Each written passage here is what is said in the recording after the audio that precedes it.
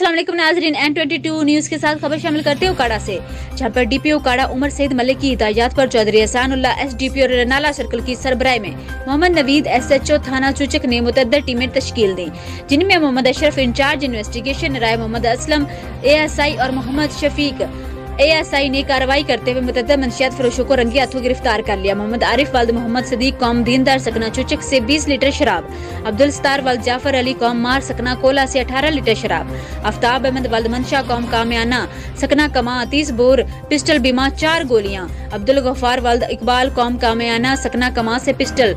30 bore بیمہ گولیاں برآمد کی گئیں اور ان ملزمان کے خلاف تھانہ اعزام میں مقدمات درج کیے گئے۔ محمد نوید SHO تھانہ چوچک نے اس عزم کا اعادہ کیا ہے کہ منشیات فروش مافیا نئی نسل کو ناقابل تلافی نقصان پہنچا رہے ہیں، ان کا خاتمہ ناگزیر ہے۔ رپورٹ رائے رضوان اقبال چوچک۔